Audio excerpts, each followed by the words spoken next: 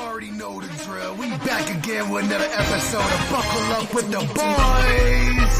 Don't forget to like, comment, and subscribe.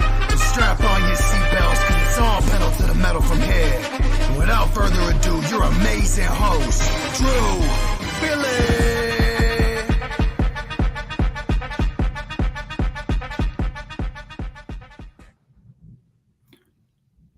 That's fucking thunder. Welcome back to another episode of Buckle Up with the Boys, here with your host, Stevie, and host, Trevor Dinsmore. Trevor, how are you doing tonight? Oh, after this past weekend of watching some college football in good old Dublin, Ireland, WWE's Sheamus making some picks left and right, picking the Georgia Tech upset. It was a pleasure to watch a top 10 team go down right out of the gate in the college football season. Couldn't have happened to a nicer team than those Seminoles, too. Oh, you just lost. Hell Goodbye. yeah.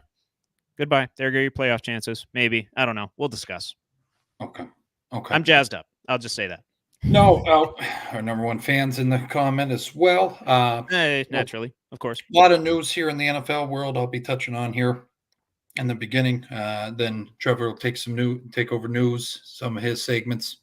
If this is the first time you've watched us, stay along for his segments. They are really bringing the show to another level. And then later on, I will. Thanks, Bill.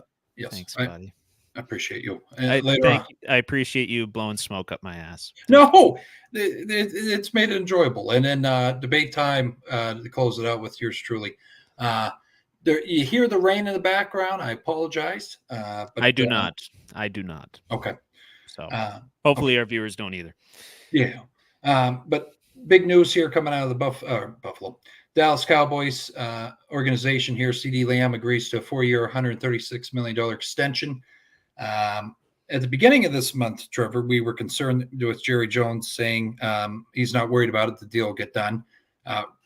Circled back, corrected himself, said we should get the deal done. And now the deal's done. He's also making $1 million less than Justin Jefferson. Your thoughts on this? Oh, it's 100% deserved. The guy's only progressed every year he's been in the league, and last year he had like 125 catches, like 1,300 yards, some insane. And I know he had an insane amount of touchdowns too. Mm-hmm. So fantasy values through the roof, and pretty comparable to that of Justin Jefferson, especially this year. One actually has a pro quarterback throwing to them. The other has Sam Darnold. Mm-hmm. So I'm very, very happy that got done, and very, very happy that Jerry Jones never has lost his big dick energy. And I think I saw it on Instagram. He said something along the lines of, no one else could do my job. I'm the best at this job, blah, blah, blah, blah, blah. Use some expletives in there. Just really gave off like how do I say this without like an 80-year-old frat boy type of vibe, you know? I agree with that. Yeah. Like he's the guy that's going to show up to the college tailgate and just kick everybody's ass in pong just because he's that experienced. Yeah. You know, that sort of energy. Glad to see he never lost that. Makes for great entertainment for us. And it's going to be a sad day when he is no longer in the NFL or running the Cowboys, right, which is probably going to be when he passes gracefully, of course. Big casket, big, long funeral procession. All that. Yeah. No, but deal got done. Now everybody can calm down. CD Lamb will be playing this season. To all you fantasy fuckers out there, you can draft him first overall. You're safe. Yes. But other news: a guy that was drafted in the first round, Trevor, but never really made a splash. Malik Willis, sent from the Tennessee Titans to the Green Bay Packers in exchange for a 7th round pick. I'm happy to see Mason Rudolph get the second guy in line for the QB position, but what the hell are the Packers going to do here now? Because they got 3 guys now, or actually 4 quarterbacks in their organization. Billy, don't you take the name of Malik Willis in vain. He was a 2nd-round pick. Sorry, 2nd-round pick. Kenny was a 1st-round pick. You remember that? Yes. Yeah. Come on now. Now you remember that, now that I told you. But anyway, what was the question? I got too focused on correcting you. No. What do we feel the Packers are going to do with him? Are they just going to have him try to see if he can make the spot? Or it's Jordan Love's spot. But backup spot for Clifford? Yeah. I don't know who's better than the other there. Okay. Both had a lot of success in college. Both, Sean Clifford, a long storied career at Penn State, and then Malik Willis went to Liberty, did a lot of good shit there too. Mm-hmm. I believe he broke a couple of records, but I won't go on the air to say that. Yeah. But two quarterbacks that unfortunately don't really fit the pro game. They just whether it's an arm thing, whether it's a strength thing, whether it's a speed thing, they just can't keep up with the speed and the intensity the NFL game offers. So I will say this, Packers fans, if Jordan Love gets hurt, y'all are fucked. Yeah. Y'all are fucked financially and record wise. We cover the Packers tonight as well, so that's appropriate. Yeah. I'll admit this, I have them getting a winning record at the very least. How much of a winning record that is, you'll see in about 45 to 50 minutes. Yes. Yeah. No, but what else do we have here? Juju Smith-Schuster, the TikTok dancer, is back in Kansas City. Very interesting here, Trevor. He's released from New England, gets injured there. He inked a 3-year contract with them. He's sent over to the Kansas City Chiefs. Again, has potential to make the roster. I don't see why not. Rashee Rice is still going through legal battles. But just an interesting move to see him go back in the Chiefs uniform. They also cut Kadarius Toney for yes. Yeah, and quite frankly, his career might be over before it even really got started. Shit. Okay. Yeah, that's another thing we're going to be discussing here in a little bit. Don't you worry. Okay. But Juju, I don't know how this guy stays afloat. This guy goes from 1,000-yard receiver, double-digit touchdowns in his rookie season because he was, he's alongside AB. AB got constantly covered up. Smith-Schuster got a lot of the targets and benefited quite a bit from not being the top receiver on the depth chart. Where he's going to be on the Kansas City depth chart, I can't imagine too high after his tenure in New England. Okay. Rashee Rice, probably the top receiver there if he plays. If I don't know what all's going on with his legal battles. And if he keeps that shit up, he might not ever play again because it's just one thing after another with the Chiefs this offseason. It seems like they just do a bunch of small shit to distract from the big shit. Mm-hmm. And the big shit is Rashee Rice might not play. Correct. A lot of shit going on. But yeah, we'll see what happens here with Juju. Also, other news, Cleveland Browns running back Nick Chubb will miss at least the first 4 games of the 2024 season, but he could potentially play in the season, Trevor, which is blowing my fucking mind after seeing him break his leg. That is just amazing, the sports science. He's able to play. No, that science-wise, a lot of the time, broken leg is less of time than a torn ACL. Right. And it doesn't take a doctoral degree to say that. I've just seen it. Now, what goes on behind the scenes, obviously, I don't know. Mm-hmm. I don't know. But, just the optics of that in and of itself, Billy, like you were saying, it's kind of nuts because we all watched that Monday night game. That was tough to see. Yeah. Very tough to see. Glad he is back, though. Glad he is healthy. And for the sake of Browns fans, glad he's going to be on the football field week 5, maybe. I hope. Yeah. I know I want to beat the Browns any day of the week, including Sunday twice. But I want to do it when they're at their best. And they're at their best, obviously, with Mr. Nick Chubb at running back. Because Lord knows you're only going to get so far with a masseuse toucher. So. Right. But he's a fucking you might have a happy ending, but not the happy ending you're looking for. No.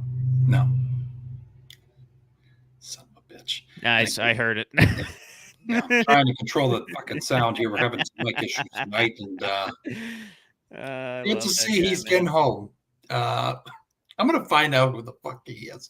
But anyway, you just gotta put some spike strips down one of these nights. Oh my god! Well, here's the funny thing: he has a lifted truck. Yeah. And when it's bad out, he drives the lifted truck. And then when it's nice out, not winter, summer, he has a crotch truck. The 2 loudest fucking things you could have. Of course. He has both. Nice. and he lives right down the fucking road. So, Does he do that Zinachino like piping thing that guys are doing with their trucks? Probably. Yeah. He thinks he's. I'm pretty sure. Well, I know at least a couple states made that illegal. I don't know if it's in Pennsylvania, but or I guess you're in New York, so it's a small one. But anyways, first time, Trevor. I was waiting to. I will get heated this week. I did not give everybody the taste of the Steelers. How pissed off I was with them, but this week I will. First time in 10 years that they went 0-3 in preseason. They lost on Saturday 24-17 to the Lions. And we still don't have a decision made. We will know at the end of the work week, Tomlin says, who's going to be the starter for the season, but we all know it's going to be Russell Wilson. Probably. That's the rumor. That's what most of the pundits are saying. Takeaways from this preseason here, Trevor. No, we're in trouble. That's what I would have to say. We're in trouble on offense, man. We couldn't move the ball. If we completed a pass, it was for like 5 yards. We couldn't score touchdowns. We couldn't do anything other than with our backups, and our backups ain't going to cut it in an NFL game. Right. The defense going to be there? Yeah, but we're going to be in for, if you ever watch Iowa football, similar to that. Mm-hmm. Similar to that in the color scheme of the uniforms that the Steelers and Hawkeyes have, and in the style of play that we're going to be playing this year. Are we going to win 9 games doing it? Probably, because it's Mike fucking Tomlin, and he never has a losing season, and blah, blah, blah, blah, blah, blah, blah. Yep. But it's going to be heartache-inducing as always. You're going to have 3 heart attacks every week. You better, take a baby aspirin before every game. Don't mix that with alcohol, though. Just drink in the second half, because you'll drink plenty throughout the game. Just wait till the second half, then start drinking. Because once the second half starts, it's going to be like one every Steelers drive, which there's probably only going to be like 4 of them, but still. The baby aspirin. Well, hey, it helps your heart. I'm saying. I'm just telling you, man. I'm just telling you.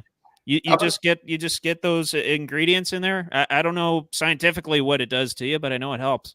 Okay. No, I'm going to keep that in the back of my head for this season coming. Yeah, I am regretting. I believe I had them 12-5. 13-4. 13-4. I had them at a more realistic 9-8. You probably should have tempered your expectation. You weren't even drinking at the time. No. They got the pieces. I don't know what the fuck. They always have the pieces. It just never translates on the field. Not with the offense. Well, at least not in the last 3 to 4 or 5 years.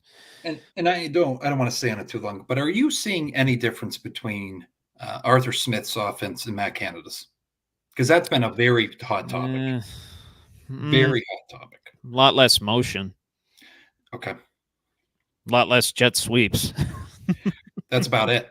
That's really about it. I mean, the same kind of build up. Same results. Correct. Same results. And I don't know why we're constantly giving the ball to Cordero Patterson up the middle. I hope that's not a thing that becomes a trend. So he was good. I thought he was he's a Swiss Army knife. Agreed, but you use him like a Swiss Army knife then. You throw him in the slot, you throw him on the outside to take like jet sweeps and shit like that. He's the actual guy you want to run these jet sweeps with, not Correct. Gunnar fucking Olszewski. I agree. Now, would I've wanted Cordero Patterson from 4 or 5 years ago? Yeah, but guess what? We got him now. That's the other thing too. We wait till to get some of these players in their prime and they're cheaper, and it's kind of whatever. Yeah, it's like what the Pirates do, isn't it? It's very similar. At least on offense, that's what Steelers do. Yeah, kind of have to. We have the highest paid defense in the league, I think, or top 2 or 3. And the Blitzburg mentality, it needs to change. I like it, but we can't just focus on the defensive side of the ball. We are behind the curve of the change. That's what I agree. I mean, you don't usually get franchise quarterbacks back to back. No. That's just usually just not how it goes. No, not everybody's Green Bay Packers. And if you're the Chicago Bears, you never get a franchise quarterback. Correct. Jay Cutler. McMahon, I guess. Jim McMahon. Great dude. Yeah, one of your favorite. You like the degenerates. You always like the degenerates. And that's yeah. He's certainly one of them, Mr. Jim McMahon. Yeah. So we're not going to have a Ben Roethlisberger fall into our lap, but we don't necessarily even need that. No. Just someone that can throw the fucking ball more than a 5-yard hitch. Mm-hmm. Yeah, that'd be great. That'd be great. And doesn't make needless social media videos saying Steelers Nation, let's go. Like, okay, let's go home and evaluate the playbook, Russell. Yeah. Figure it out. Figure out how to throw the ball more than 10 yards down the field, please. And then what else do we have here? LaShawn McCoy. That's a little more positive news. He's going to be heading into the Philadelphia Eagles Hall of Fame during the 2024 season. Good. No brainer. No brainer as well. I believe he's going to be going into or he already is in the Buffalo Bills. Trevor, never seen a guy that can kind of switch teams, switch programs, and still have the same impact. He just didn't change his playing style. He found the right system twice. Yeah, fucking Shady McCoy. And that's going to be during halftime of Week 9, Sunday night against the Jacksonville Jaguars. I'm working on your calendars, folks. Very excited for that. No. I hope it's live, Trevor. I hope it's not fucking during commercial. Yeah, they do it like during the pregame or something. Yeah, just for the folks in the stadium. No, I'd like that to be televised. Yes. Yeah. I mean, I might get the Philly sports channels on Fubo. We'll see. Okay. We'll see. I don't know if that carries football. I think it carries Flyers hockey and Sixers basketball, but I don't know if it carries. I don't know if it carries Eagles. Okay. If it does, they'll definitely show it. I don't know if CBS or Fox will. Right. And then other news as well here, just getting down the line here. Will Levis transitioning in Brian Callahan's offense. He looks good so far, Trevor. Any concern to him going into his second year here? Some would say, I don't want to say mediocre, but he got by in his rookie season. Do you see more blossom in the second season here? I would hope so. Let me kind of take a look at their roster, if you don't mind. I know they kind of got a revamped receiving core, and they're looking for Okonkwo to return to the vertical threat that he was in 2022. Yes. Who else do we got here? Of course, Ridley, D-Hop. Oh, I forgot they got Boyd. Yep. I always forget they got Boyd. So that bodes well. And Pollard out of the backfield. He's no slouch either. So, no, I mean, he has the skill set. It's just a matter if he can sustain it and adapt to what defenses are doing to him. The physical tools, they're not in question. They never really have been. Big arm, big body, can move within the pocket and can scramble when he needs to. It's just a matter of if that translates to long-term success in the scheme that that Callahan's going to run. It's going to be much more beneficial to the offense than the system Vrabel ran. So, but that's all. If I'm being totally honest, Callahan, if the Titans make the playoffs, Coach of the Year. No shit. Okay, there you go. Mark it down. Big if. They still got to contend with the Texans and Jags. So right. But that's all I had for my news. I'll be swinging back later with debate time. Yes, Dustin, we see you in the comments, buddy. Hello. Yes, I am. Hi, Dustin. Hi, Dustin. Hi. All right. Anyways, go ahead, Trevor. My name is Trevor, and I'm an alcoholic. Oh, wrong meeting. My bad. Anyway, into my bit of the news here before I get into what's more likely an all-in raise, check, or fold. Yep.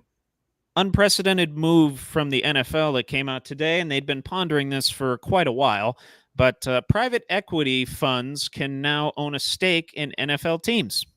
Now, there's a long list of private equity funds that have been vetted by the NFL and approved by the NFL to buy stakes in teams, but the parameters of that are as follows. There is no voting power in the stakes of these NFL teams, so the families, the private owners, they keep all the voting power. Okay. They keep all the voting power within the organization. What else here? Oh, only up to 10% of a team can be owned by private equity, and each stake in the organization must be at least 3%. So you're basically limited to 3 private equity funds that can have an ownership stake in an NFL team at the same time. Oh, wow. And it's not like buying and selling real estate or buying and selling stocks. You got to hold the stake for 6 years. Okay. Got to hold the stake for 6 years, and then you can sell it back to the owners or within private equity firms. So, yeah, some interesting happenings there. Yeah.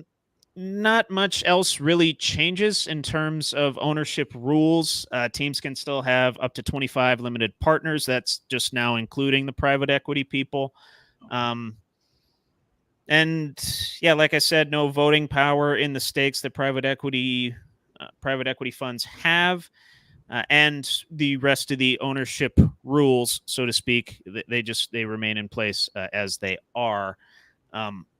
Boiling it down to why this happened, it's really a measure of liquidity. Jerry Jones, as much as he's worth, it's not all cash. People forget that when we say net worth, it's all of his assets minus all of his debts, right? And not all of those assets are liquid. So it's nice to be able to sell a little piece of the pie to get a cash influx. And if owners want to, shell out for another contract, or if they want to do stadium repairs or renovations or get a new practice field or whatever have you, they can spend it on whatever they want. Just gives them that liquid cash to do so. And it's advantageous to the private equity firms as well, in that, profits are raising big time in the NFL. Team values are at an all-time high, so they get a little piece of the pie and keep their shareholders happy as well. So this change is effective immediately. Oh, no immediately, shit. Like right now. Like tomorrow, there could be a story about an NFL team, being bought in part, like I said, at least 3%, but no more than 10 by a private equity firm. Damn.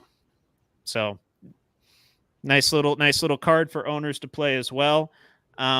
And for those that don't know, private equity, it's just investment partners that come together. They pool their assets together. They put a fund together full of, various investments. And it's all private, no publicly traded investments whatsoever. They're not buying Apple. They're buying private firms, buying private companies. Like, for example, the firm that I work for right now, Baker Tilly, got bought by a private equity firm. They own a majority stake in our stock, so to speak. And obviously our stock, rather an ownership interest, is not publicly traded like an Apple, Microsoft, Amazon, what have you. Okay. So very cool. Yeah. No, I agree. Yeah, and yeah, that's really about it on that. Okay. Then some more unfortunate news here, and something to raise awareness of, head injuries, player safety, kind of going toward that conversation a little bit. And even at the young age of 13, a football player for Madison Middle School in West Virginia unfortunately passed away. Cohen Craddock, an 8th grader who played defensive line for his middle school team, suffered brain bleeding and unfortunately passed away at a hospital shortly after sustaining his injuries on the field. And of course, we want to send all of our thoughts and prayers to the Craddock family and friends, and hope, nothing like this ever happens again. And trickle down economics, player safety in the NFL trickles down to all levels of football. And if it means you got to wear those foam caps or whatever it is, so this kind of shit doesn't happen, I'm all for that, as long as we can keep the game that we love and we can keep it safe. Yeah. Thoughts and prayers to the family. And terrible. 13. Yeah. 13 years old. Yeah. 13 years old. Brain bleeding too. Not good. No. Not a good situation. Now, yes, that is an outlier scenario. That's the worst of the worst right there. That's pretty close to as worse as it gets. Yeah. no one wants to see a 13-year-old die on the football field anyway. God, So no. that's prayers. Yeah, absolutely. And I know I bitch about player safety sometimes. Sometimes they take it too far, hip drop tackle, et cetera. But when it comes to head injuries, do whatever you got to do. Yeah. Do whatever you got to do. NFL, NCAA, all levels of college football, all levels of high school football, WIPI, OPIAA. Do what you got to do. Yeah. Protect these people's brains, man, because they got a life beyond football.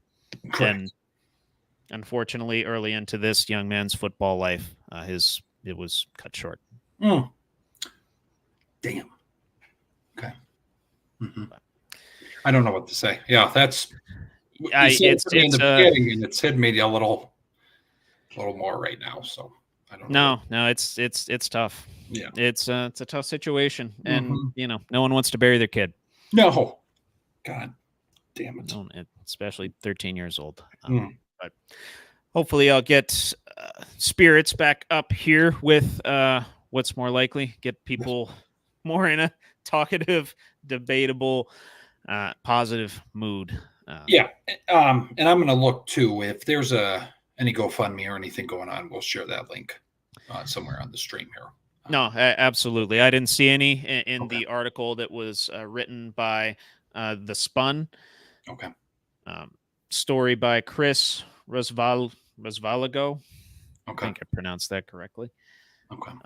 Just posted a couple hours ago. There was not any link to a GoFundMe or anything like that within that, but I'll keep my eyes and ears to the grindstone. Yeah. But okay, here we'll move on. What's more likely here? Yes, sir. Music queued up. If you want to play, there you go.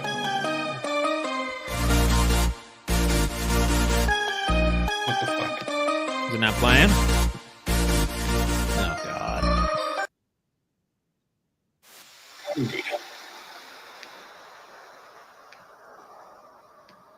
God damn.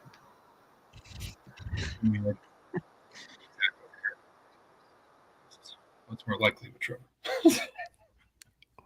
Getting us in a better mood already, aren't you, Billy? Somewhat artificially, but I will gladly take it. Anyway, welcome to this week's edition of What's More Likely with yours truly, Trevor Dinsmore. And starting right into the NFL, talking about some guys that are going to miss some games, but could be high impact players as we go throughout the season, fantasy season, and NFL season. It came out today. Odell Beckham Jr. going to be missing some time due to an undisclosed injury. I believe they placed him on IR. He's going to miss at least the first 4 games of Miami's season. And just as well, TJ Hawkinson for the Minnesota Vikings going to miss time as well, recovering from the torn ACL he suffered late last season. So who is more likely between those two guys to play more games this season? I'm going to go TJ. Hawkinson? I agree with you. Yeah. Odell just seems injury prone lately since the ACL in the Super Bowl or Achilles, whatever it was. Well, he's what, mid-30s now? I want to say 32, I think. Oh, 32. Oh, no shit. Okay, I thought he was a... Let me see. Odell Beckham. He is 31 and 269 or 296 days old. So he's almost 32. Jesus Christ, I thought, okay, he was older. Hawkinson, I don't think is that old. Odell, I think, he's past his prime. That's why I'm going TJ. No offense to Odell, but... Yeah, Hawkinson, 27 years old, so a little bit more time to potentially recover. And it's not like he has much doesn't have too much of an injury history anyway. Missed some time in 2021. I think that was about it. Okay. But, yeah, I'll say Hawk as well. Today, big day for the NFL. A lot of cuts happening, and Bill Belichick went, I believe it was on Pat McAfee's podcast and said this is the toughest thing to do as a head coach, to cut guys that are looking to earn their spot, make a living, provide for their family, so on and so forth.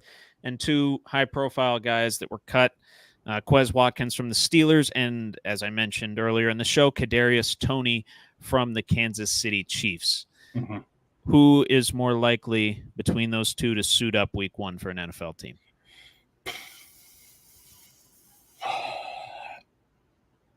Kadarius. Kadarius?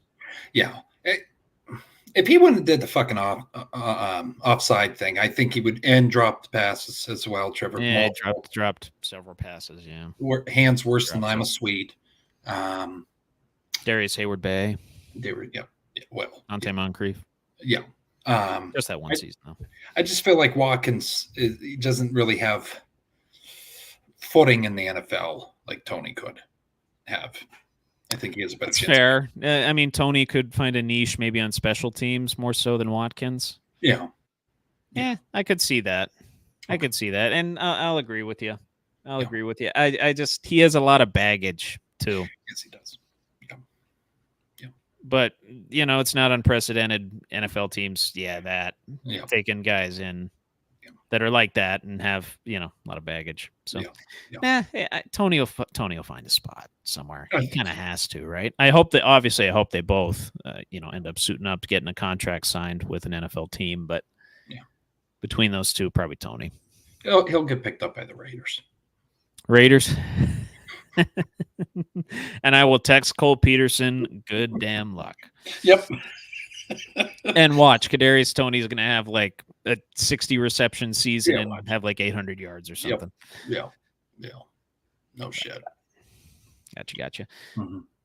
Week 1 of the college football season is here, brother. Yeah. How excited are we? I'm pumped. Got fucked in college pick'em a little bit, but that's all right. We'll come back. No, that's right. You already started yours. Yeah. Penn State needs to beat West Virginia. Okay. No, I know. We got to contain Garrett Green, man. He's a stud. He's a stud. People, well, mostly Pat McAfee picking West Virginia come out of the Big 12. Yeah. Quarterback's a dangerous son of a bitch. When I was playing, when you play him on there, you're like, oh, it's West Virginia. They're going to have good athletes. This guy can play fucking Texas. That's how good I think he is. Yeah. Maybe even Georgia. He's like the Isaiah Bond of quarterbacks, if you will. Very, very fast. Can throw the ball a little bit too. A little bit. But mostly known for his mobility. Yep. Funny that, we mentioned West Virginia. Mm-hmm.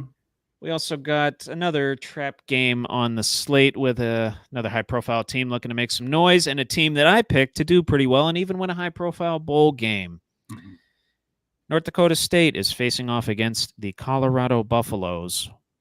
Mm-hmm. Penn State plays West Virginia. What's the more likely trap game to come to fruition? Oh, fuck, I have both of them winning. That's probably going to happen, but it's not the dynamic here. I'd say Colorado. Colorado? Yeah. You think North Dakota State beats Colorado? They could. I really don't want to say Penn State because me neither. I don't want to. Every time I say it, it happens usually, and I feel like a piece of shit the following week. I'm just saying I haven't been this anxious about an opening Penn State game in a little while. Yeah. Going on the road against West Virginia, against a very good Garrett Green. McAfee's show going there as well. Yeah. He's going to be decked out in blue and yellow. Mm-hmm. As well he should. West Virginia alum. Yeah. Pittsburgh kid. I get it. No problem. Yeah. As long as he says eat shit Pitt at the games, that's fine. That's fine. Yes. Yeah, totally fine. We are simpatico. Simpatico there. I trust James Franklin in a non-ranked game. Yeah. I'll just say that. I don't know how much I trust Dion and Shadur and Travis Hunter and all those guys. I trust them to put on a show and accumulate a shit ton of stats, but to win a game, Mhm. They went 4-8 last season, so I don't know. Right. Right. Yeah. No, I don't trust Dion. Tit for tat here. 3 for 3 agreeing on shit so far. Yeah. I don't mind that, though. Yeah. Top 12 team currently more likely to miss the 12-team playoff. Okay. Utah or Ole Miss? Utah, bit of an easier path to get there, likely Mhm. going to have to win their conference in order to do so. Mhm. Ole Miss, a little bit tougher of a path, but they go through stronger of opponents, stronger strength of schedule. Does Lane Kiffin have him ready? I don't know. We'll see. I'm gonna go Ole Miss on that, Trevor. You say Ole Miss more likely to miss? Yeah. You made a pun, you didn't even know it. Yeah.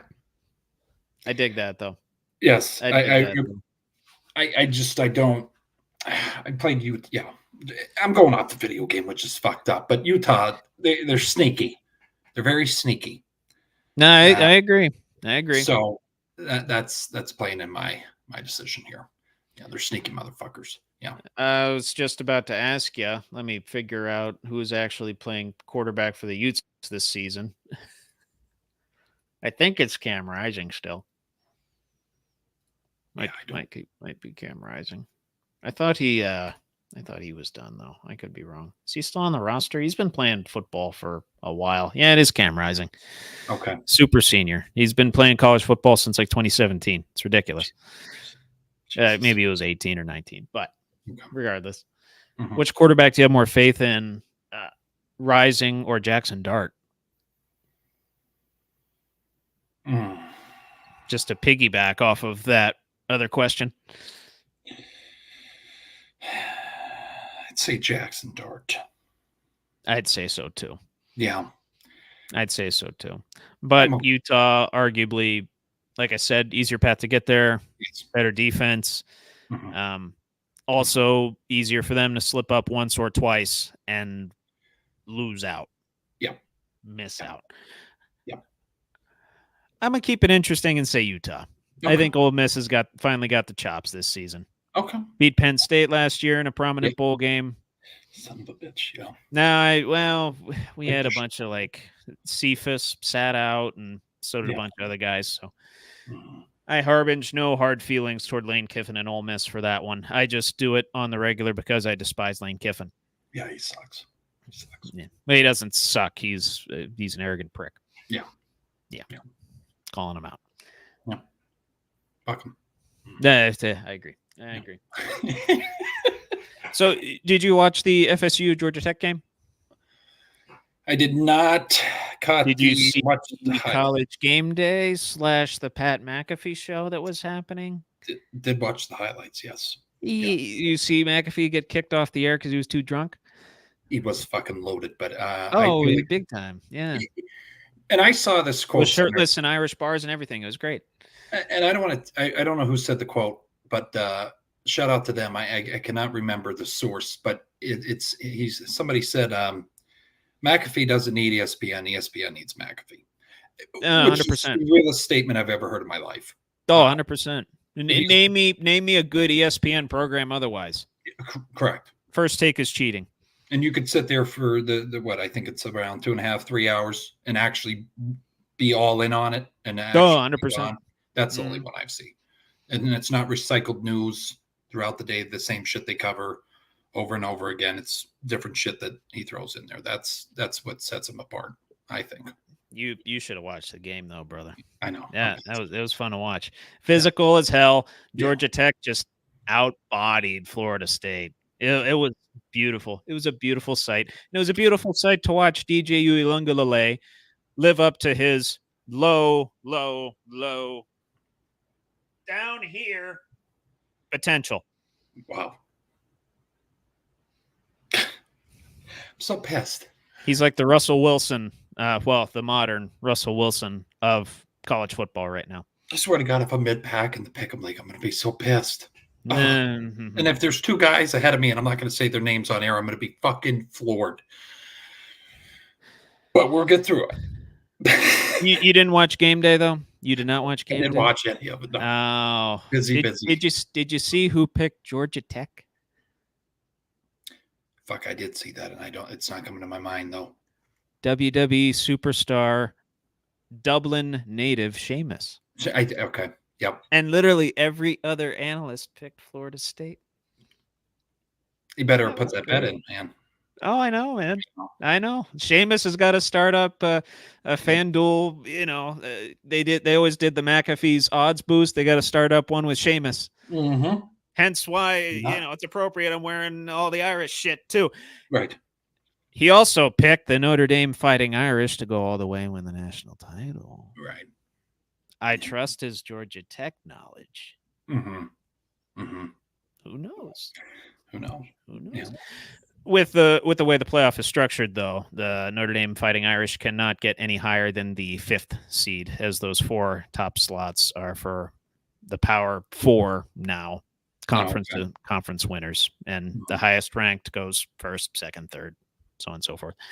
But anyway, back to Florida State. Yep. Who's more likely to win the Atlantic Coastal Conference, Florida State or the Field?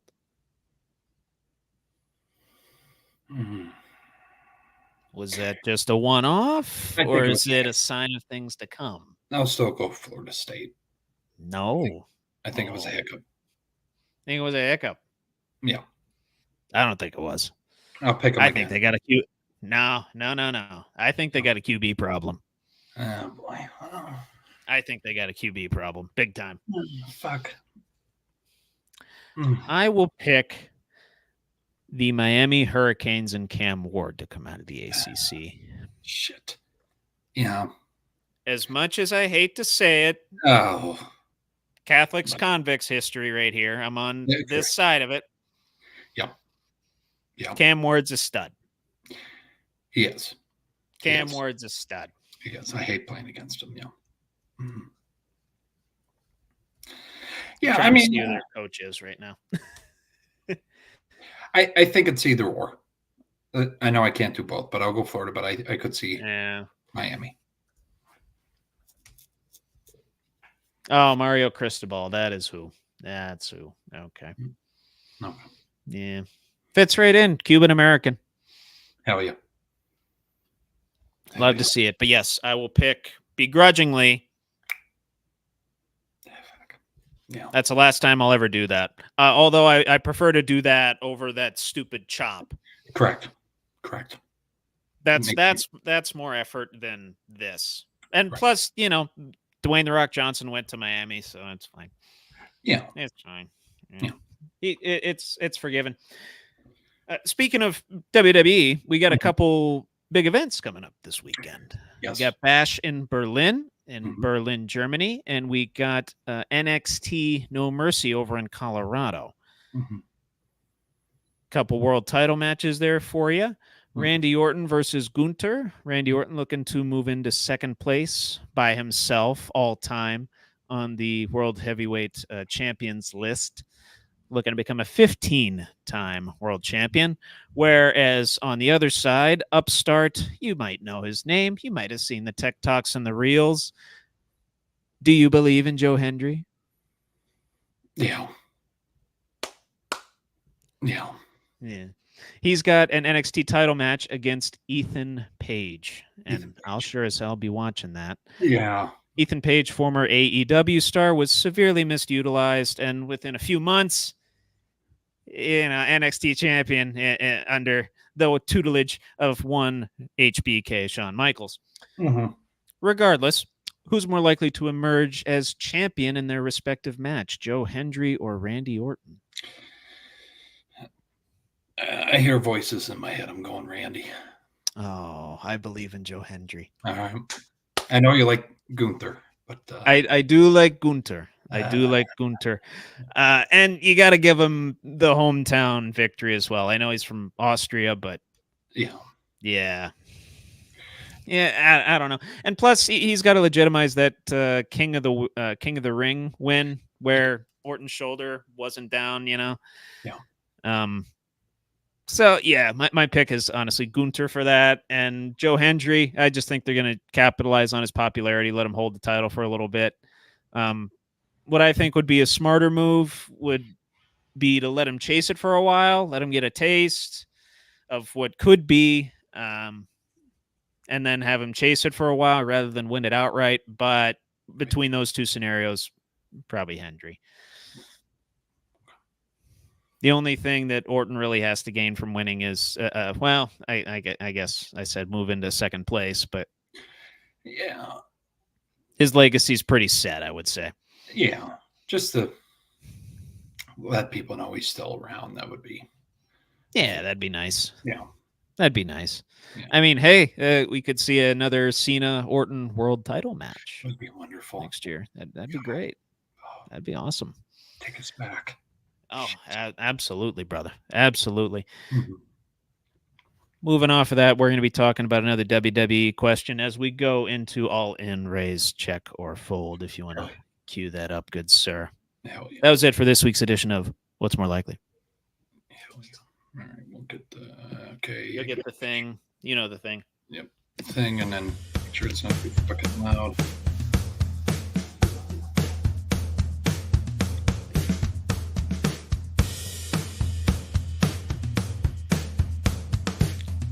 Debate time's the loud one. Yeah. You always gotta dial it down. Yeah. You always make a face. Mm-hmm. You always make a face, and I always laugh. It's great. It's fantastic. But shit. Speaking of world titles, yeah, good man, good human, and great wrestler. One by the name L.A. Knight. Yeah. Just became U.S. champion not too long ago. Yeah.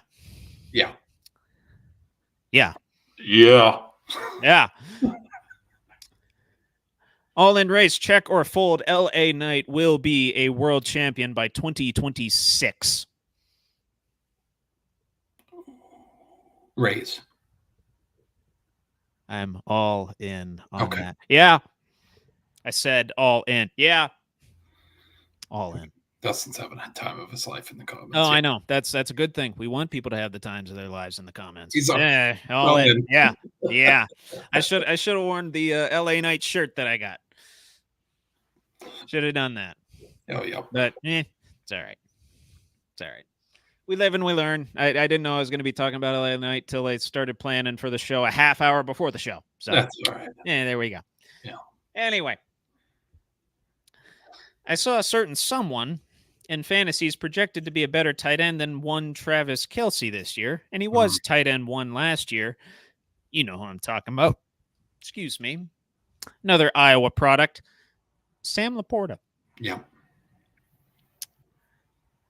Sam Laporta will one day become a better tight end than Travis Kelce. Are you strictly on the field? On the field. Okay. I'm not talking mega superstar. No. I'm not talking having a buying racehorses and naming them after your celebrity girlfriend. No. Okay. He did that this week, by the way. I'll have to go check on that, Trevor. Okay. I need more to. That's fair. Yeah. That's fair. And you could. Yeah. No, I know. Might be jumping the gun on that. I was going to say check as well. I just wanted to see where your temperature was at on Sam Laporta. As you know where my temperature's at on the Lions. It's I got Lions fever.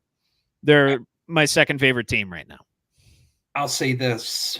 He stays down this path, greatest tight end in Lions history. Oh, yeah. The numbers. I mean, who else would come to mind? Not Dan Campbell, I know that. Huh? Hawkinson started his career a Lion, right? Or yeah. no? Yeah. He didn't stay there long enough, so there's not enough. No. I can't think of anybody. What, Pettigrew? Really Pettigrew? Oh, yeah. Brendan Pettigrew. Mm-hmm. Maybe. I don't know. What a random. Well, I tell you what, let me. I'm gonna just Google search greatest Lions tight end of all time. Who the fuck knows that name out there? That's the shit I'm talking about. I'll remember that fucking guy, but I can't remember what I put on the grocery list. You know what I mean? Like what the? No, I remembered Stefan Logan for that countdown that I've been doing on Instagram with the Steeler players. Yeah. Which, by the way, I got to do number 9 today, and I got to figure out somebody other than Daniel Sepulveda. I guess Boswell. We can do Boswell. Yeah, I'll do Boswell, actually. Yeah, Yeah. that makes all the sense in the world, actually. Yeah. Oh, let's see. What do we got here? Jim Gibbons, David Hill, both made some Pro Bowls. Charlie Sanders made 7 Pro Bowls and 3 All-Pros. Oh, okay. So yeah, that's interesting there. Yeah, probably Charlie Sanders.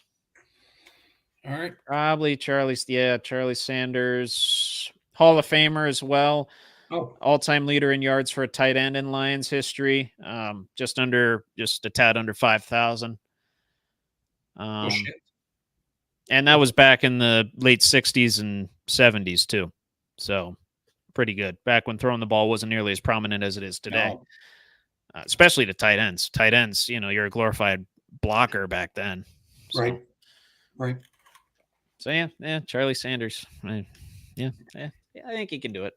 I don't think that's gonna be too much of a big hurdle to become the greatest Lions tight end of all time. Now better than Travis Kelce. Yeah, we'll see. He's probably got like 10 to 11 years before we can actually determine that. Yeah. Hopefully some playoff victories as well. I hope so too. Yeah. I hope so.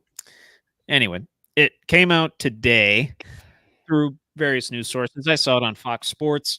The NCAA is moving to axe the 15-day spring transfer window, April, leaving just the December, I think it's like December 8th to January 7th, somewhere in that ballpark, that 30-day transfer window for guys to enter the transfer portal and find a new team. Now, I will say this. Well, you know what? I'll just get right into my statement because I don't really know how to phrase a preface to that. The NCAA needs to close that 15-day window, but they need to move that 30-day window because that falls right in bowl season. And with all the chaos of coaches leaving, guys sitting out bowl games, and transfers, to me, it's just too much. It's just and it renders the postseason somewhat meaningless for some of these guys. Yeah, I'll go check on that. You can check on that? You think they got to keep it open? Keep that 15-day transfer window in April open? I think so, because is that just strictly football? Or is that all sports? Football. Okay, just strictly football. Okay. Yeah, no, I think you need to leave that open in April. I don't like that. Fair enough. Yeah. That's fair. I don't know why I'm sensing that, but that's just, I mean, God, they're young men. That's just I agree. But the whole NIL transfer portal thing was kind of thrown upon us without much in the way of regulation. And now we're backtracking on it a little bit too late. I'm going to say raise on it. Okay. Like I said, move that 30-day window to some time outside the postseason, please. Yeah. Move it to replace the April transfer window with this 30-day window. Oh. That way, you can finish out the semester. Semesters end in early May? Yeah. You can finish out the semester and then move to the next school over the summer. I like that. Yeah, I think that would make sense. I haven't really heard anybody talk about doing that, nor the NCAA talk about doing that. Yeah. But I don't know. To me, like Joe Burrow's suggestion for the NFL season, it just makes sense. It makes sense. It does. It does. Anyway, sticking with college football, how the playoff is going to work, you're only going to have one group of 5 team in there. It's going to be the top-ranked group of 5 team. It's going to get that 12 seed, right? Power 4 now conferences are going to go 1 through 4.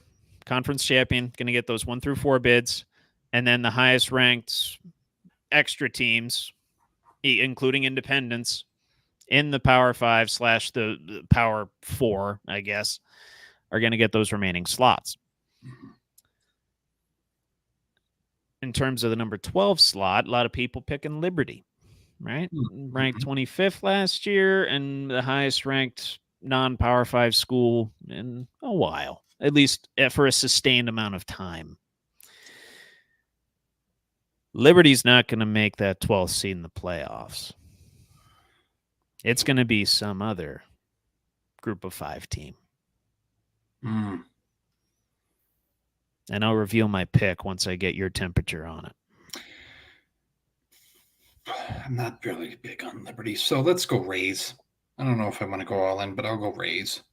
I'm all in, and I'll tell you who I'm all in on is Boise State. They got that young stud at QB, Maddox Madsen, revamped defense. Son of a bitch. Yeah. I think they're going to take care of business in the Mountain West, brother. Fuck, I can't change my answer, but yeah. You can. I'll go all in. Okay. That's a strong. That was a strong throw in there. The Boise. They didn't come to mind. Ooh, yeah. So some people picking them as well. I don't know if there's a prop bet or anything like that out there on it. Honestly, I probably should have done more gambling stuff considering we're this close to the football season. You know what? Next week, I'll do a little bit of a gambling theme to my segments. We'll spice it up a little bit, especially because NFL will be that Thursday. So that'll be just wonderful for us. Yeah, I just want to see who Boise State has as far as a schedule goes. Oh, and I think no, they're not in the. Yeah, they're in the Mountain West. I thought I switched up my conferences there. Boise State, where are you? Out of conference schedule. Washington State, Oregon among their out of conference opponents. Other than that, they got UNLV. They got Nevada, Oregon State, Wyoming. I don't know. I think they can do pretty well in that. They're going to need a damn good record and win the conference and maybe have a good showing against Oregon to do so. Oregon favored by a lot of people to win the whole thing. So if they can give them a run for their money, that'd be great. Yeah, that'd be great. Moving on to the WNBA, which we haven't really talked about in a while. No. Playoffs are starting up here pretty soon if they haven't started already. Like I said, I really haven't been paying attention. But I'm not talking about this year's playoffs. I'm talking about within the next 3 years. Okay. Within the next 3 years, the Indiana Fever women will win the WNBA championship. Next 3 years. Within the next 3 years. I'll go all in on that. Oh, I like it. I'll go all in. I like it. I'm trying to let's see where they are now. They are 14-16. So playoffs have not started yet. They've still got a few regular season games left, I believe. Okay. But yeah, all in on the next 3 years for an Indiana Fever championship. Caitlin Clark just going absolutely off. When did Magic win his first championship? You remember? Because I'm asking because I don't remember. Won 5. He did win 5. When did he win his first one? Fuck. Let me see. It's fucked up because you got the Celtics beat us so many times. I know. Well, that's true. But he did beat Larry Bird for the national championship in college. He did. Well, he was at Michigan State, so. Was it 80? No. Let's see. 1980. Was that his rookie year? Because 79. Yeah, 79-80. Yeah. Yeah, I think it was. Okay. Well, hey, there you go. I think it's like a dream career because he had I think he won MVP as well. Let me verify that on Pro Basketball Reference. Okay. A trusted site and statistics for all sports. Yeah. Let's see here. Come on. Rookie of the year was an all-star. Was second in rookie of the year voting. Excuse me. Oh, then never mind. Must have been. Oh, okay. Oh, MVP was Kareem that year. Kareem. Okay. Yeah. Yeah. Yeah. Yep. And then rookie was Bird. Yeah. Okay. Yeah, that makes sense. Because he got pissed off about that, and that's in the Lakers Celtics. Another documentary. If you're looking to watch something, I've watched now 7 times. It's 5-part series or something, 4-part. Fucking amazing. Bird had the better stats. He did. I don't know. Still taking Magic. That's fair. I get that. I get that, but I don't know. If a guy can score 44 points with his offhand, I think I'll take that guy. Yeah, that's me. That's just me. And I'm not even a Celtics fan, so yeah, shit talker of all time. He's the greatest. Oh, fantastic! Yeah, absolutely fan to this day. Yeah. Mm-hmm. I mean, I saw him in Space Jam, which I know was like 30 years ago, but yeah. He leans over to Bill Murray. He says, "You're just not that good." Yeah, it's great. Yeah, fuck, good times in an animated film. Gotta love it. Well, partially animated. Yeah. Anyway, that is all I got for this week's edition of All In, Raise, Check, or Fold. Moving on to our last 2 teams with the NFL season predictions. We got the Vikings and the Packers on deck this week for y'all. Fuck. Did it early. Shit. It's all right. You get it. Yeah, it's all right. Just.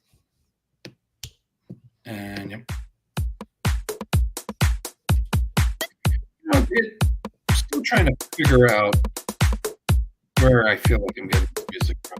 And I don't know the vibe of it. It's kind of like beach, but I don't know. Well, the one for All In, Raise, Check, or Fold, that's the one that starts with the drums, right?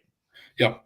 I'm getting Foo Fighters / All American Rejects vibes from that one. Oh, not bad at all. No. Not bad at all. You just got to throw a little dub of Dirty Little Secret over there, and then that'd be great. Yeah. That'd be absolutely fantastic. Anyway, This is the last week of this segment, brother. It has been, well, almost 16. We took a couple breaks. Beautiful weeks of running through these NFL teams, running through the schedule, and seeing where teams are going to shake out according to what these 2 idiots think. Yeah. We got some teams doing a lot better than their projections, and other teams, the Saints. Yep. A lot worse. Fuck them. Mm-hmm. I can't say I disagree. Yeah, not too high on them. Not too high on any of those Saints players in fantasy either. Even Olave. Mm-hmm. Even Olave. Like he'll get targets. I just don't know how many touchdowns he'll get. But anyway, wrapping it up with the NFC North this week, we got the Green Bay Packers and the Minnesota Vikings. Do you want to go Packers, Vikings, or Vikings, Packers? What order? You can do Packers first. You want to do Packers first? You want to finish it off with the perennially cursed Vikings? Yeah, and okay. Just disclaimer, the Vikings are a team, and I want to see if you feel similar to this, Trevor. Maybe other viewers out there, probably if you're not a Vikings fan, they're just fucking there. Like, I really don't give a shit I sympathize with their fans. But I don't really care if they win or lose, unless they're playing the Steelers. So I mean, they're just I mean, they're just one of those Midwestern teams that I don't really pay too much attention to. They're just there. Other than the Lions, I'm not really going to pay too much attention to the NFC North. No, I don't think. No. At least I'll pay attention to the standings and news and stuff, but I'm not going to like avidly watch their games. I'll say. No. But okay, Packers first. Packers first. Okay, let me pull up their schedule real quick. See which screen it's on here. Bear in mind, folks, I got like 4 screens going at the same time here, so bear with me, will you? Yeah, be fucking understanding, okay? Yeah, I wasn't gonna say that, but just bear with me. It's like me. It's like a Teams meeting. Bear with me a second, please. Or if you're on the phone with your bank, bear with me a second, please, while we look up your information. Oh, Jesus. We have information concerning your car's extended warranty. Or, if it's a typical one, we have information concerning your car's extended warranty. Yeah. Or it's, your account gets hacked and they want to make you jump through 5 hoops. And it's like, well, Jesus Christ, can we get my account figured out? Like, Oh, I had that happen. Oh, Had to get all new accounts. It was one a of mess. the worst experiences I've ever had. But yeah, all right. Yeah. Anyway, All right. back to football. Yeah. Which I know we love talking about more than banks. Yep. Tangent. Yep. Green Bay Packers. Mhm. Green Bay Packers. Mhm. Starting out, tough one against Philly on the road. And then they got Indianapolis at home and Tennessee on the road. That Philadelphia game's actually a Friday night game Mhm. on Peacock. So if you don't got Peacock, you can't really watch it. No. Unless you use like Stream East or something like that. Yep. I'm gonna go 2-1 here, Trevor. 2-1? Yeah. I dig that. I dig that. They drop it to the Eagles. Yep. It start out 0-1. No problemo there with that. Mhm. Let's see where I got them at here. I got them actually coming out losing all three. Oh, yeah. Wow. Okay. Let all three of them slip. I'll warn you, I don't have them starting off well. Okay. I have them getting That's hot fine. toward the end of the season, a la Aaron Rodgers running the table. I think that's what Jordan Love does. The hype around him kind of, turns him into a lump of coal for a little bit.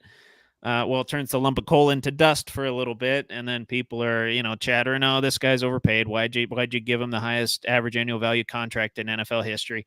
What the hell are you doing, Green Bay? You're a bunch of idiots." Right. And then he proverbially flips everybody off and proceeds to go on a run. That's how I have this going for them. But starting out 0-3. Okay.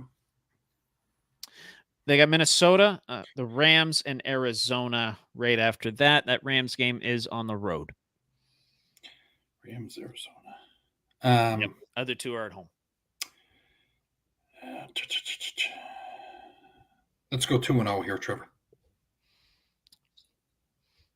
2-0? There's Oh, three shit. games. Oh, wait, what? Oh, I fucked up here. 3-0. 3-0? Yeah, my bad. When do you think their bye week was?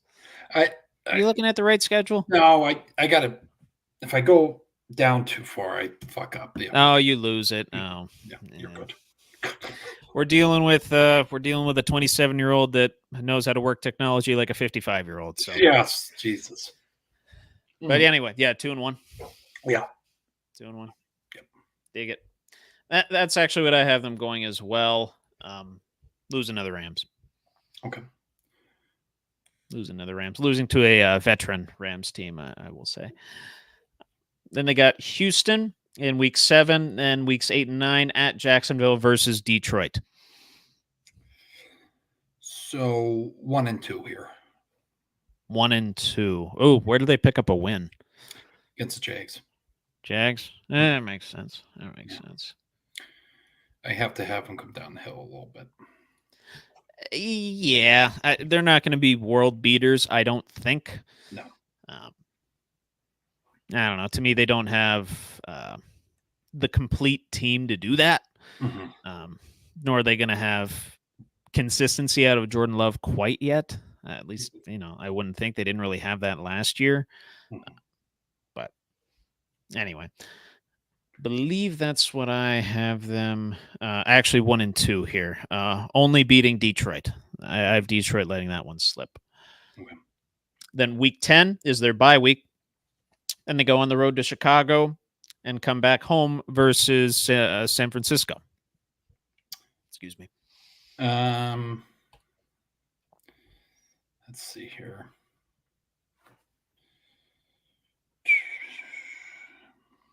I don't fucking know. And for the record, I have them starting out 3-6. Or okay. Yeah, 3-6 before their bye week. And that's where the chatter intensifies over the bye week. 2-0. 2-0. Yeah. Oh, I like it. Me too. Yeah. Me I think too. They went up against 49ers. Mm-hmm. Yep. 49ers are not going to go undefeated, as good as they are. Yep. They're going to let 1 or 2 slip. And I see it raining or snowing, and Purdy's affected.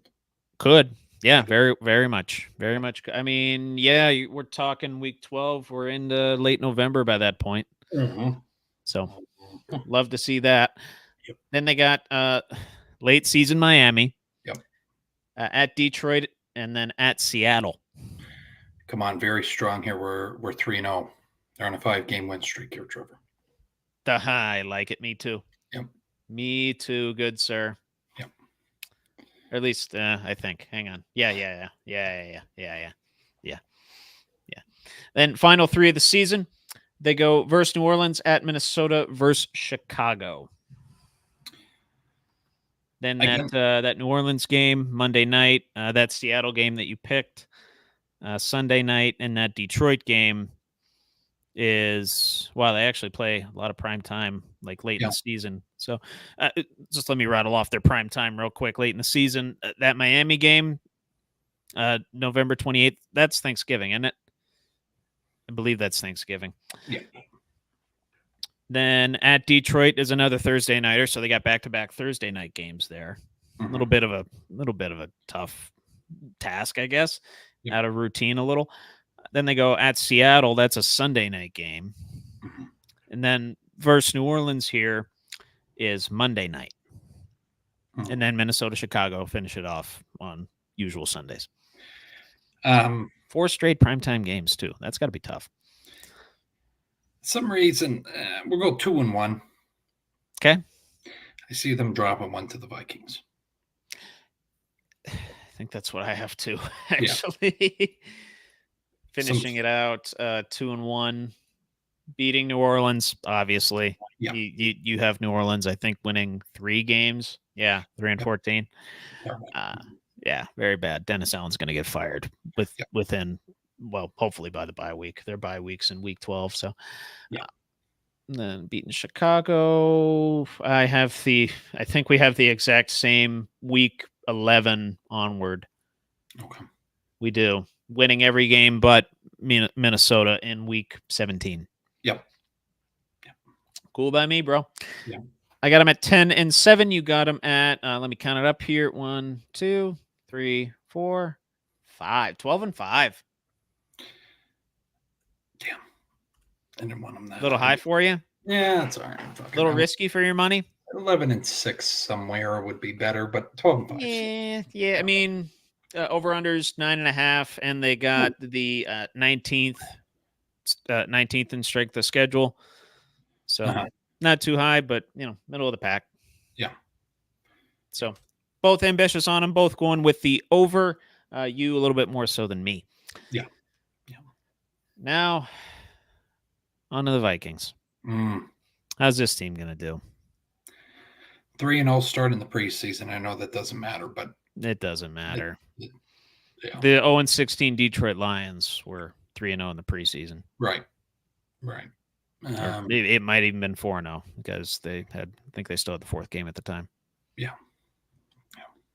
Or it might have been the Browns that did that. I can't remember. One of those teams went undefeated in the preseason and then lost every single game. Yeah. I'd have to say, though, Trevor, they start off 1-2 here. Think okay.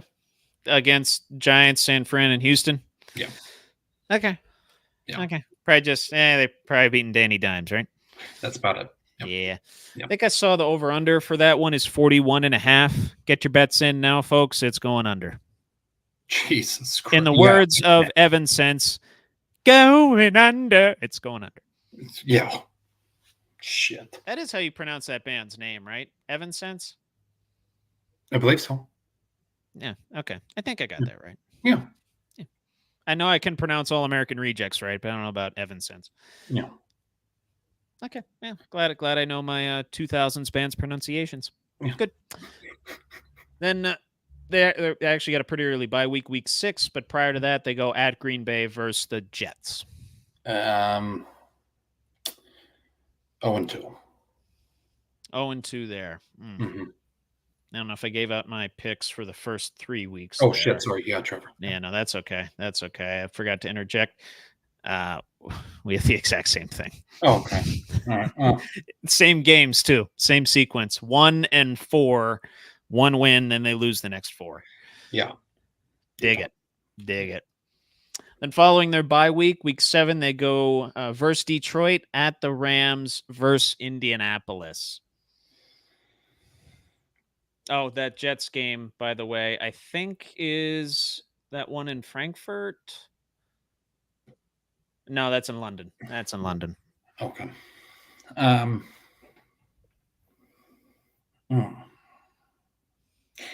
I'm just trying to see. I'm playing in my head Sam Darnold and JJ clicking, and if that can happen, They could click for stats, but I don't know how good that defense is going to be.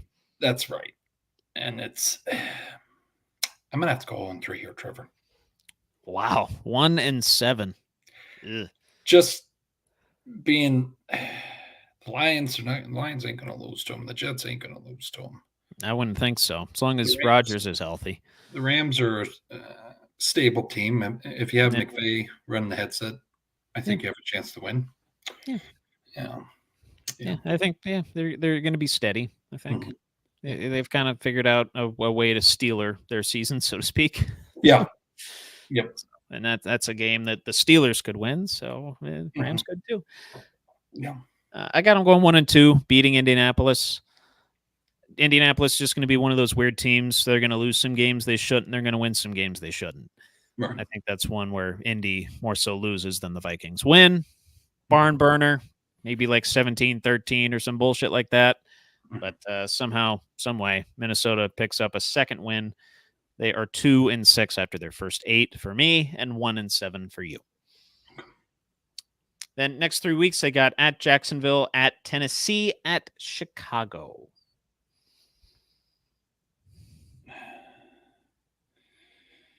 Fuck.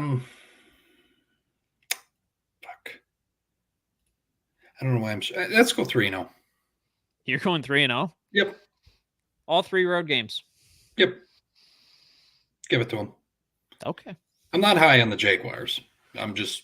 I know you're not. I mean, I'm not high on Trevor Lawrence, so. But 3-0 though. I did not think you'd have a stretch with the Vikings going 3-0. Yeah, we'll give it. I like the coach. I forget his name. I should remember his fucking name. Oh, the Viking. Why can't I remember him? O'Connell. Yeah, I like him. Yep, Kevin O'Connell. I like him. Yeah. Like him.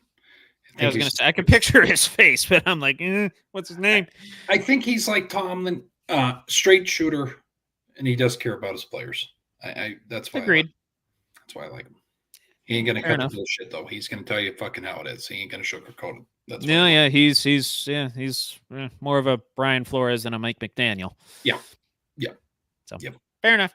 Mm-hmm. Fair enough. I got him. What do I got him doing here? The exact opposite. 0-3. Yeah. Harsh. Yeah. They're at 2-11 for me. Not good. Bad times for Vikings fans, unfortunately. Moving on. Weeks 13 through 15, they got Arizona, Atlanta, and Chicago, all at home, all at 1:00. Let's go. Excuse me. Chicago's Monday night. Yeah. I'll go 1-2. Kirky gets his redemption against his old team. I like it. Mm-hmm. I like it. Good storyline there. Fair enough. Mm-hmm. Fair enough. All right. Let me see. Let me mark these off first. Let me see what I got.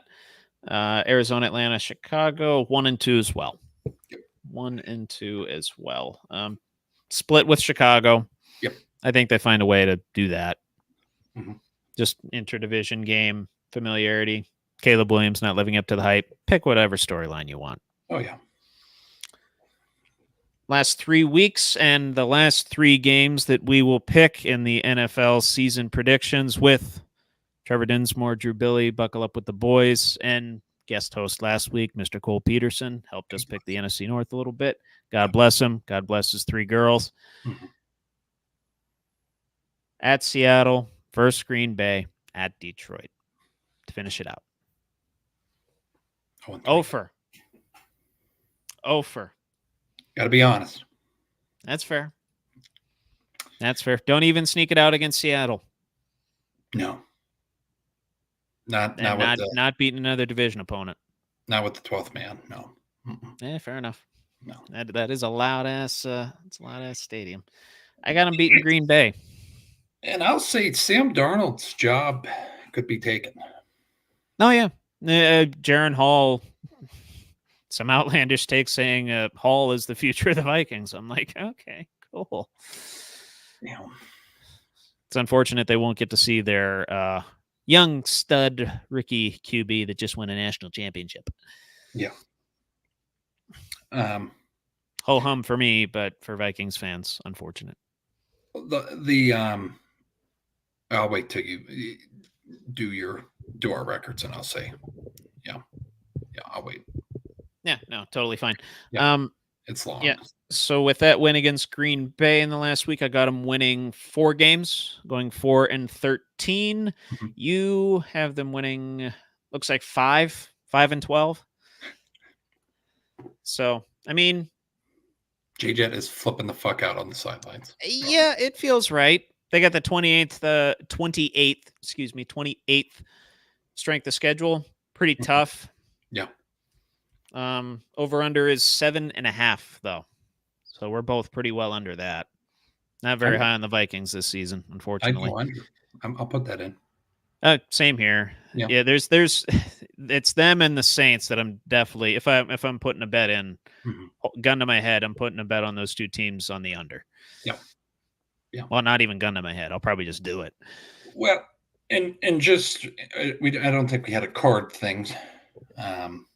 Trevor's becoming a card collector again. Yours truly loves the hobby. A lot of TJ Watt the other night from you. Thank you very much. Yeah. I should have just sent that to you, but that's fine. Okay. I don't care. But Jaron Hall, there's been a resurgence in the hobby for him, and I'm not sure why. Not seeing any headlines why they would want to do that, but a lot of people bench Darnold, throw Hall in there again. Yeah, that's I don't know. And he could be one of those. What's that program on Ultimate Team of the Week? Yep. Could see Jaron Hall on one of those. You never know. Then the hobby's going to go crazy. You'll be able to make some money off of them if you have any of them. Do you have any Jaron Hall? Out of curiosity, you don't have to look or anything. I do. I've tried to sell them. I have to go through my Vikings pile. Fair enough. It's a perk. I'm not organized. I bet you the viewers out there could tell. I couldn't tell. So, just kidding. Taylor, she's organized every card by team. It's very easy. I'll send you a picture. Is it sub-ordered alphabetically? I believe so. Oh, even better. I think so. It helps. Awesome. Yeah. How in terms of thickness, how big is your Steelers pile? Stop me when I get there. Probably there. There? Right about here? Yeah. Here, you bring it over here. Yeah. Yeah. Yeah. No, I mean this one alone's Big Ben. Yeah, that'll do it. I'm not gonna sell any of those, but you got any Big Ben? No, I don't. Actually don't. You don't? You just lied. Those aren't Big Ben. Those are Santonio Holmes and James Harrison. Yeah. I wouldn't sell them either, but yeah. There's that's fair. Totally fair. But no, it's sad to see it go. Yeah. Next week, something to look forward to, though. We will be running through each of the divisions, seeing who's going to win everything. I'll try and project what the playoff standings are going to look like, and then we'll run through predicting playoffs. Scout's honor, I'm probably not going to get all the tiebreakers right. So those that are more technically sound that I am with that sort of stuff and have been paying attention, like that close of attention for going on 16 weeks now, feel free to correct me. I'm probably going to be wrong with some of those tiebreakers, but at least I'll get the division winners right. Correct. No, we appreciate it. But no, next week, and also, and we'll say it at the end of the show, but we'll be diving more into, I got to say this disclaimer. We're not promoting gambling, but God damn it, it makes it fun watching football. Very much. Makes for good debate topics too. There's a person out there, well, You know, I have a friend that struggles with gambling. I said, hey, I understand that. I'm able to put in on a weekend if I have the funds, you know, I'll do $20, $30. That's it. You got to set a barrier for yourself. Set your limits. You have to set your limits. Know what you bring in and know what you can spend on fun money. Yeah. And obviously don't bet anything that you're not willing to lose. And if you hit, cash out some of it and play with some of it. You don't have to play with all of it. Just cash some out. Send some to the bank. Know when to cash out to. Right. Know when to cash out to.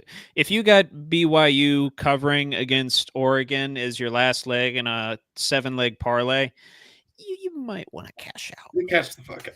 Yeah. And know what the fuck you're doing. I don't think BYU actually plays Oregon. That was just off the dome. Right. I can see my shadow again. Yeah. Wait, I can do the bunny ears. Maybe. Oh no shit. There you go. It's very muddled on the screen, but that's all right. As I'm looking at my shadow, I can see it a lot better. Hell yeah. But all right, we're gonna switch to debate time. I'm gonna switch up the song on this one. Oh, you're not doing the Caw and Eagle anymore? No. Just another drum one.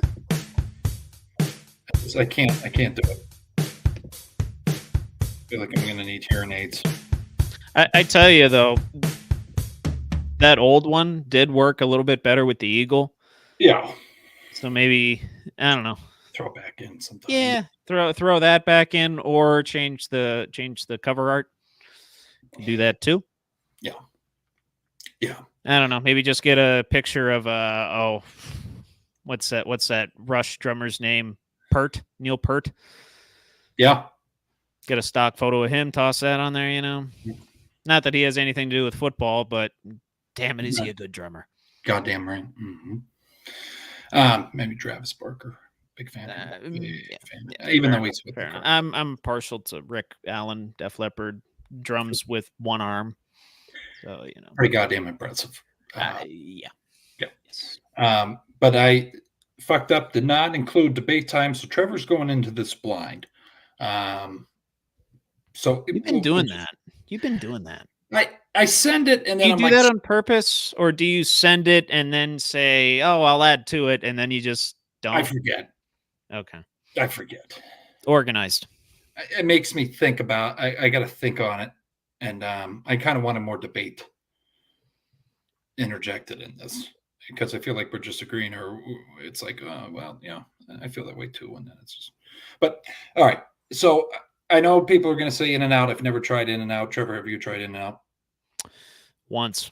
Yeah, I've never tried it. So I was saying something both of us have tried maybe multiple times over our lifetime. But who has the best burger between fast food? Oh, strictly fast food. Okay. Strictly. Okay. Burger King, Wendy's, or McDonald's?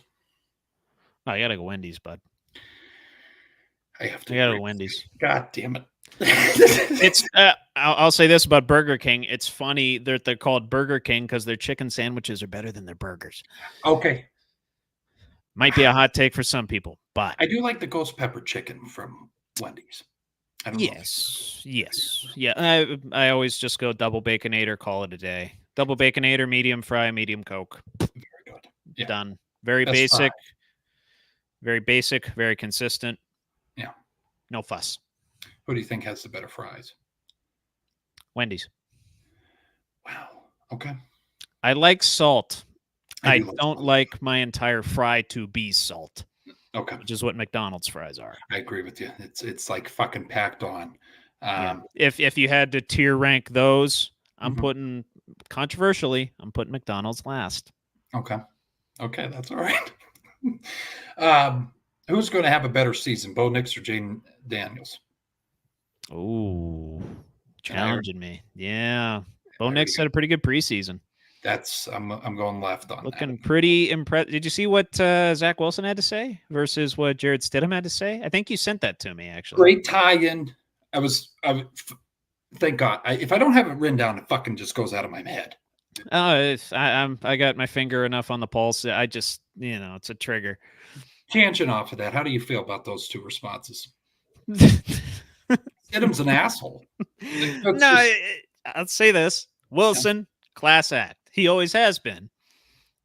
Very much as ineffective as he is on the field, he is a class act off of it. Yeah. The Mormon theology taught him well. Correct. Jared Stidham. Hang on. Jared Stidham. My brother in Christ. Yeah. You are not a starting quarterback in the NFL. Very puff the chest out. Very big dick energy. Yeah. Where it was not warranted because he hasn't been a starting quarterback in the NFL consistently ever. No. To my knowledge. No.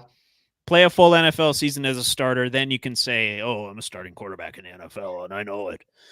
Right. You might. Everyone else thinks you're a jackass. And no one knows who the fuck you are, no offense. I knew who he was just because he was on the Patriots, but that was okay. Yeah, forgot about I pay enough attention to the Patriots. Yeah. Like not out of love, obviously. Quite the opposite. Right. But yeah, no, very, very, very interesting comments by that man. Had not taken him for that braggadocious a human. No. Prior to that. No. So, interesting. Yeah. But interesting. But to answer the question,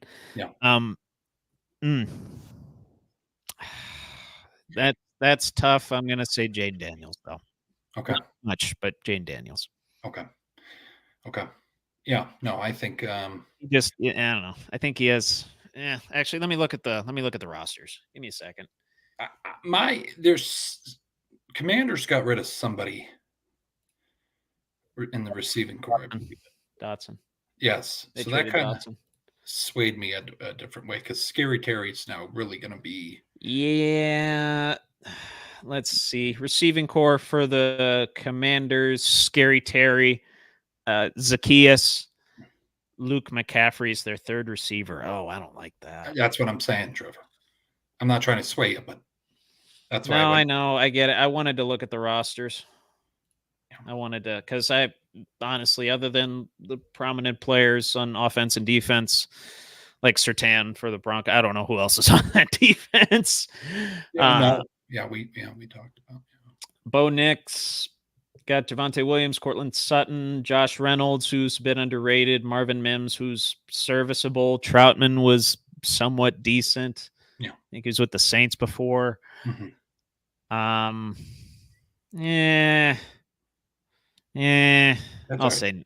switch. I'm gonna switch. Oh, you don't have to. I'm gonna switch though. Okay. Now that I look at the rosters, I'm gonna switch. It'll still be close, and I think Daniels will be more boom bust than Nix is. Mm-hmm. Like Daniels will have the better games. He'll be a little bit more flashy, but Nix will be a little more consistent. Yeah. Both are going to get to throw the ball a ton. Because their teams are going to be behind all the time. Yeah, I agree with you on that. No, that was a good one. Here's the I think the cream of the crop. Sure. Of the debate time. Who has the best entrance in pro wrestling history? So that's under the whole umbrella. Like ECW, you got WWF, and you're talking like not like WrestleMania grandiose style entrances. Are you talking like just consistent? Their normal entrance. Yep. I was a huge Batista fan. Okay. Back in the day, you know, he did.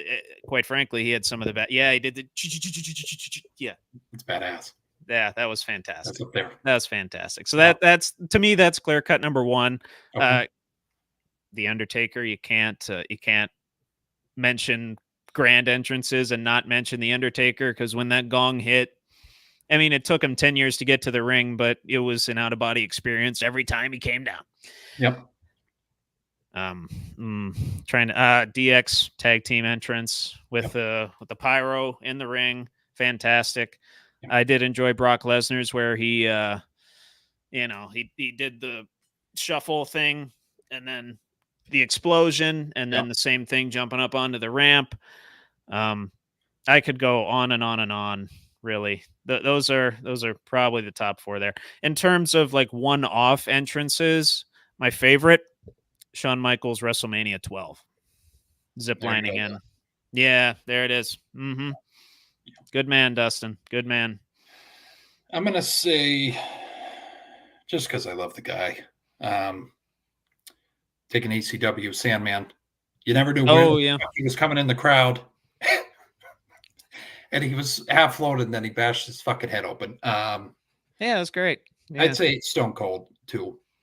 And in terms of, I'll give a little bit of a subcategory here. In terms of one with fan interaction, Kurt Angle's "You Suck." Yes.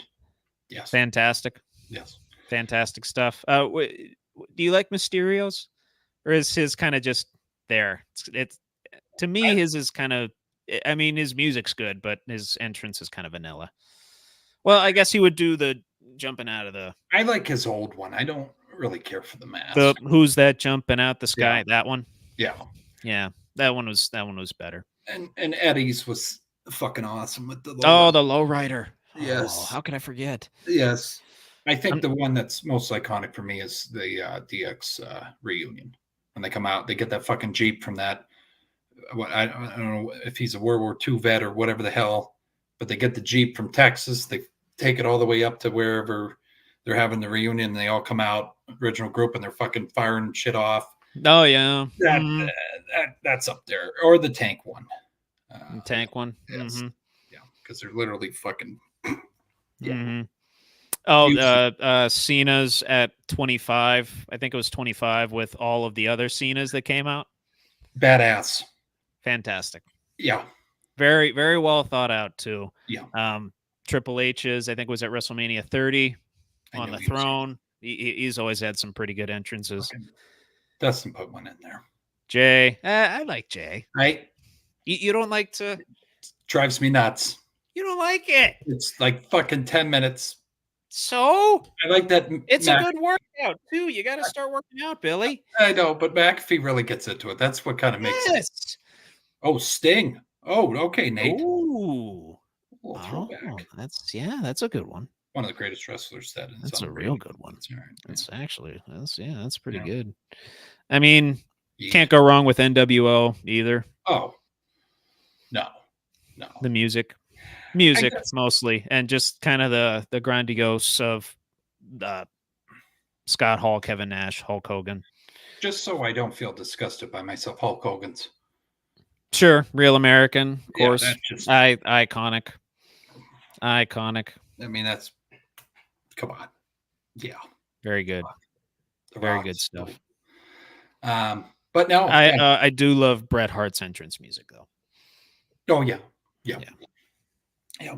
No, good but shit. Overall pick Batista.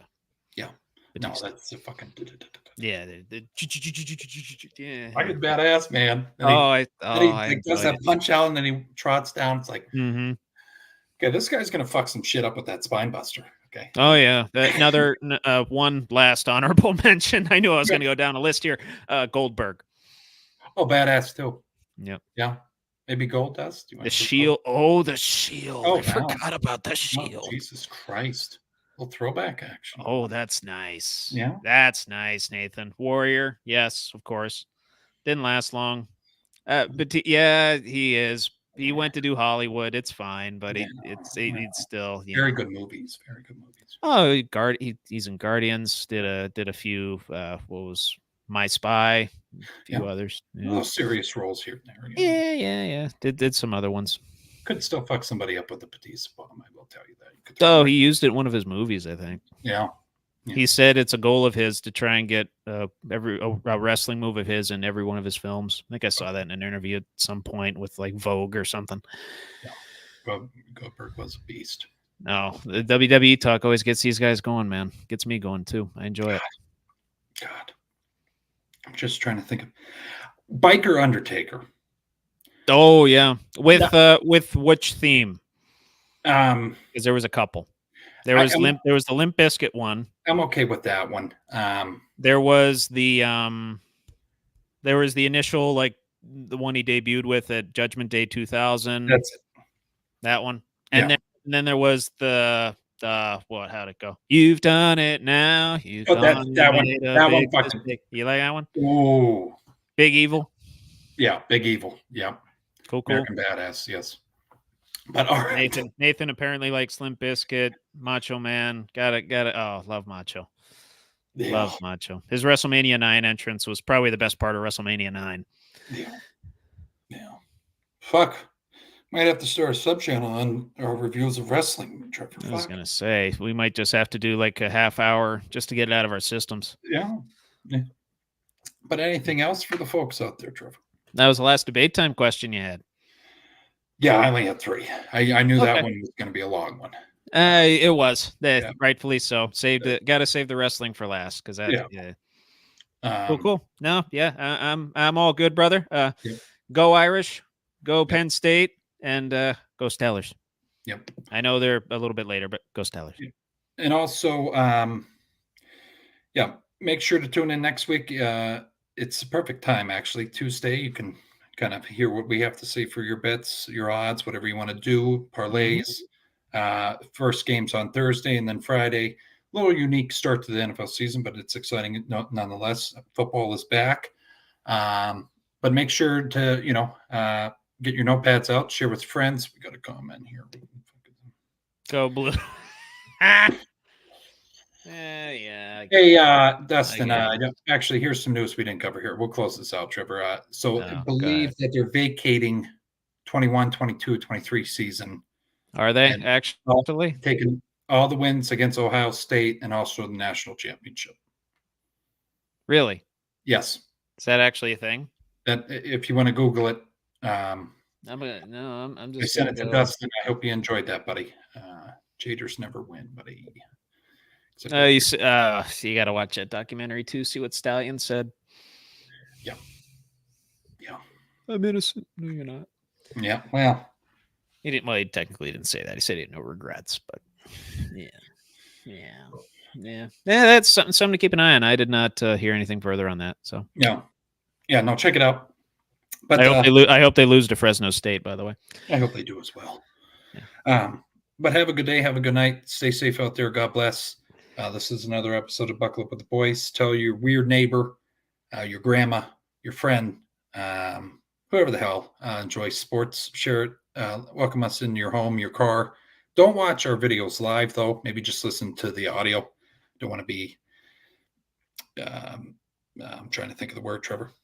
I'm trying to do a closing, and I lose it. I don't want to be responsible for a wreck when our shows buckle up. Also, it's the law. So please do fasten that. your seatbelt as well. Yeah. But anyways, we'll see you next Tuesday at 8:00. This was another episode of Buckle Up with the Boys with your host DB and host Trevor Dinsmore. God. Can never get it right, can you? Hey, if anybody's good with technology, get a hold of me. Okay. Get a hold of me. You can literally run this while me and Trevor. I'm not much better. Spewing shit.